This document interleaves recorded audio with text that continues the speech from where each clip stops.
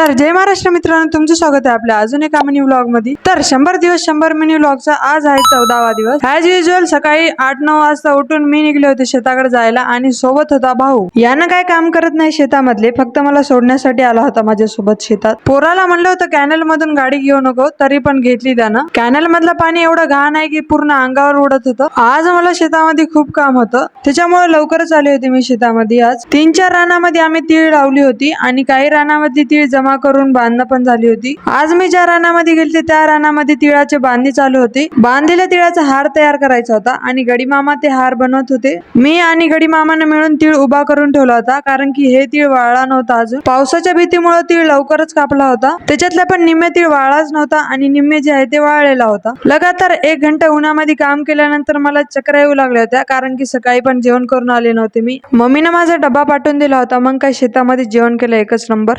जेवण झाल्यानंतर झोपड्यावर जाऊन पहिले तर डबा अटकून ठेवला होता झाडाला आणि सोबत घेऊन जायचं होतं आपल्याला 3-4 चाळण्या आणि 2-3 टोपले, कारण की तीळ बांधताना अर्धा तीळ खाली पडलेला आहे, तर त्या तीळला साफ करायचं होतं। आणि आमच्या झोपड्या बसल्या रानामधल्या तीळ झाडण्यासाठी बाया आल्या होत्या, तर ते त्यांचं काम करू लागले होते। म्हणजे पावसाच्या भीतीमुळे एवढं पटपट काम करायला लागायले ना, म्हणजे प्रत्येक रानामध्ये बाया माणसं लावलेली आहेत तीळ काढायला आणि जमा करायला। कमी जास्तला तुमची व्लॉगर पण आहे हातभर लावायला। जे काकू तीळ बांधायला आले होते त्यांनी तीळ उपणू लागले होते, कारण की तीळ बांधताना जास्त काय पडत नाही खाली तीळ, थोडाच तीळ असल्यामुळे ते उपणू लागले होते। बाकी या रानामधल्या सगळ्या तिळाचा हार करणं झालं होतं। आता दुसऱ्या रानामध्ये टोपला आणि चाळणी घेऊन जायचं होतं मला। त्या रानामध्ये एक आजी आणि काका आहेत, आता त्यांच्या सोबतच मला तीळ चाळायची होती। आता दुसऱ्या रानामध्ये जाताना मला हे बोर दिसला होता, जे की सगळा आटून गेला होता। हे कोणाचं आहे ते माहित नाही मला।